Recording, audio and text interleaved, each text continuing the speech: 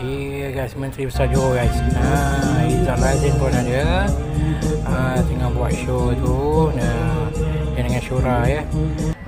Pintu besar kediaman Menteri Besar Johor guys ya.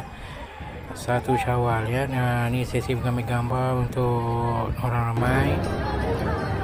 Ini kemah pertama, memang penuh sesak guys. Kiri kanan ada stall makanan. Kiri kanan guys, memang jamuan sangat-sangat banyak guys. Makanan sangat-sangat banyak lah. Tinggal pilih sahaja apa menu yang anda hendak makan ya guys. Tapi tempat duduk guys, tempat duduk kurang sikit.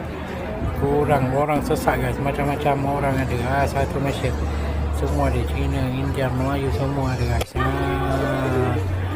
Kambing golek pun ada, macam-macam ada, sate kambing, ayam daging pun ada semua. Nasi biryani, kurasa. Okay guys. Dekat sini pun dia punya peniaga stall tu baik guys.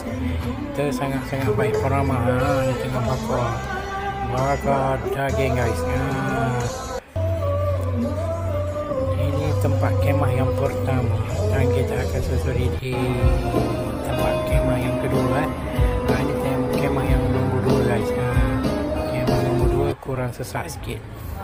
Dia teratur MB Johor, sesi bergambar guys, dan juga sesi bagi duit raya kepada anak-anak. Kita sambung balik di kemah yang pertama. Masih sesak lagi guys. Walaupun daripada pukul 9 pagi sampai pukul 3 petang guys. Orang tak putus-putus datang, berpusul-pusul datang. Iya, daripada Johor dan juga Singapura pun ramai juga. Ini kemah yang pertama. Sama ini kemah yang pertama juga. Ini kemah yang kedua. Okay. Izzat Lazin guys, menyampaikan lagu yang pernah popular ketika dahulu ya guys.